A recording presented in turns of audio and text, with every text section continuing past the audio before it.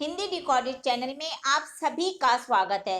दोस्तों, आज के अध्याय में हम ध्रुव स्वामिनी नाटक के 2 गद्यांशों की सप्रसंग व्याख्या करेंगे। इसके अंतर्गत मैंने पहले गद्यांश लिखा है, उसके बाद हमने उसका प्रसंग लिखा है। पहले भी मैं आपको कई बार बता चुकी हूँ कि प्रसंग में हमें लिखना होता है कि जो प्रस्तुत गद्यांश है या पंक्तियां हैं, ये हमने किस अध्याय से ली हैं, इसका लेखक का क्या नाम है, साथ ही लेखक इसमें मुख्य तौर पर क्या कह रहा है, ये हमें लिखना होता है। व्याख्या में हमें उन पंक्तियों को समझा कर लिखना होता है। साथ ही साथ हमने विशेष भी लिखा है। विशेष का अर्थ है लेखक उस गद्यांश में उन पंक्तियों में विशेष रूप से क्या कहना चाहता है, साथ ही साथ लेखक ने किस भाषा का, कौन सी शैली का, ये सब जो उसने प्रयोग किए हैं उनके बारे में हमें विशेष में संक्षिप्त में लिखना होता है। तो चलिए दोस्तों, शुरू करते हैं अपना आज का अध्याय और जानते हैं ध्रुव स्वामिनी नाटक के 2 गद्यांशों की सप्रसंग व्याख्या। पहले मैं अपना गद्यांश पढ़ रही हूँ। कुछ नहीं, मैं केवल यही कहना चाहती हूँ कि पुरुषों ने स्त्रियों को अपनी पशु संपत्ति समझकर उन पर अत्याचार करने का अभ्यास बना दिया है। वह मेरे साथ नहीं चल सकता। यदि तुम मेरी रक्षा नहीं कर सकते, अपने कुल की मर्यादा, नारी का गौरव नहीं बचा सकते, तो मुझे बेच भी नहीं सकते हो। हाँ, तुम लोगों को आपत्ति से बचाने के लिए मैं स्वयं यहाँ से चली जाऊंगी। तो दोस्तों, इन पंक्तियों में ध्रुव स्वामिनी अपने पति से कह रही है कि तुम मुझे किसी को उपहार स्वरूप कैसे दे सकते हो, मैं तुम्हारी पत्नी हूँ, ना कि कोई वस्तु हूँ। तो इस तरह से वो बड़ी परेशान है और कहती है कि मैं, अंत में वो कहती है कि यदि तुम्हें मुझसे कोई आपत्ति है या तुम पर मेरी वजह से कोई कष्ट या दुख आता है तो मैं स्वयं तुम्हें छोड़कर चली जाऊंगी, लेकिन तुम मुझे किसी को उपहार स्वरूप नहीं दे सकते। तो चलिए दोस्तों, अब हम इसके प्रसंग को जानते हैं। ये जो अभी हमने पंक्तियां पढ़ी, ये जय शंकर प्रसाद कृत नाटक ध्रुव स्वामिनी से अवतरित हैं। दोस्तों, इसकी व्याख्या है। प्रस्तुत पंक्तियों में ध्रुव स्वामिनी अपने पति रामगुप्त को कह रही है कि मैं तुम्हारी पत्नी अवश्य हूँ, लेकिन तुम्हें यह अधिकार किसने दिया कि तुम मुझे पशुओं की भांति अपनी संपत्ति समझकर बेच भी सकते हो। तुम मुझे कोई जानवर मानकर अत्याचार ना करना। ऐसे पुरुष के साथ मैं अपना जीवन नहीं व्यतीत कर सकती। यदि तुम पति रूप में मेरी रक्षा नहीं कर सकते हो तो मुझे बेचने जैसा घिनौना कार्य भी तुम नहीं कर सकते।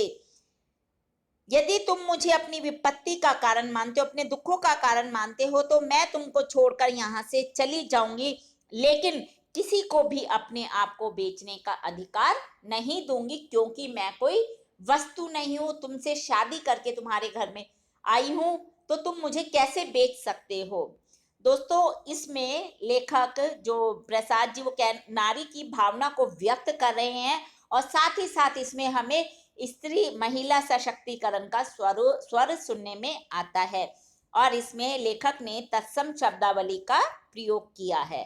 तो चलिए दोस्तों, ये हुआ इसके ध्रुव स्वामिनी नाटक के एक गद्यांश की व्याख्या।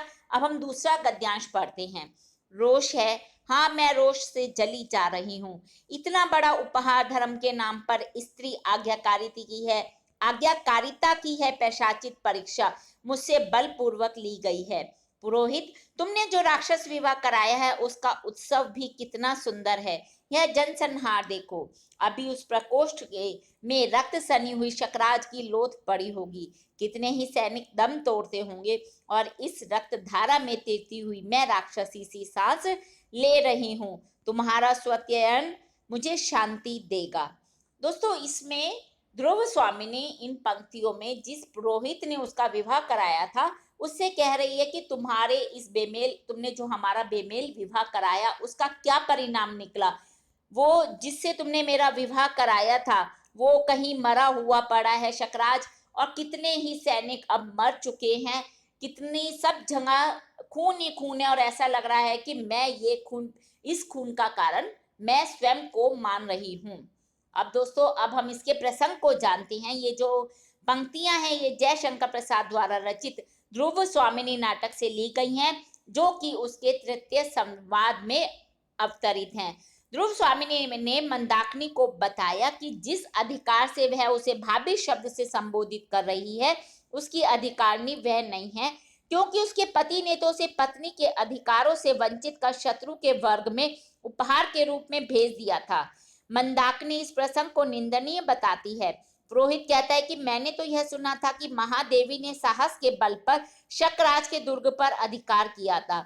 ध्रुव स्वामिनी पुरोहित की इस बात को झूठा बताती है और कुपित होकर व्यंग की मुद्रा में कहती है, आपका कर्मकांड और शास्त्र यदि सत्य हैं, तो फिर इनकी आड़ में स्त्री की यह दुर्दशा क्यों हो रही है? क्यों नहीं है शास्त्र दुष्ट प्रवृत्ति के पति से पत्नी को छूट दिलाने की छूट देते हैं, छुटकारा दिलाने की छूट देते हैं। तो दोस्तों, अब हम इसकी व्याख्या को जानते हैं। जो ये संवाद है, ये ध्रुव स्वामिनी पुरोहित से कह रही है कि पुरोहित, क्रोध तो मुझे आ रहा है, तुम्हारे कर्म कांड और शास्त्रों के कड़े विधान पर मेरा विवाह शास्त्र विधान से विधिवत संपन्न हुआ था और मुझे रामगुप्त की पत्नी मान लिया गया और मैंने भी शास्त्र सम्मत इस विवाह को स्वीकार किया। लेकिन इस मेरे पति ने मुझे अपनी पत्नी नहीं माना। क्या उसने मुझे पत्नी के अधिकार दिए? मैं रामगुप्त की पत्नी हूँ, इसलिए मुझे उसकी हर आज्ञा का पालन करना होगा और मैंने वह सब किया भी।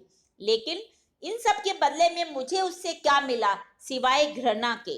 यहाँ तक उसने मुझे उपहार की वस्तु समझकर शक दुर्ग भेजने का सोच लिया। यह तुमने मेरा राक्षस विवाह ही तो करवाया था। इसी के फलस्वरूप आज शक दुर्ग में कितना बड़ा नरसंहार हुआ है। यदि वह मुझे पत्नी का अधिकार देता तो आज यह स्थिति क्यों होती? आज उसके कुकृत्यों के कारण शकराज की लाश शिविर में पड़ी है।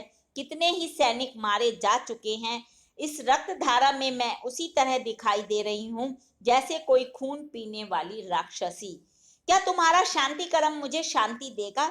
मुझे तो नहीं लगता, क्योंकि तुम्हारे जिस कर्मकांड और शास्त्र ने मुझे इस स्थिति में पहुंचाया है, वह शास्त्र सम्मत शांति पाठ और कर्म पाठ मुझे शांति कैसे दे सकता है? मेरा अब इन सब पर विश्वास टूट गया है।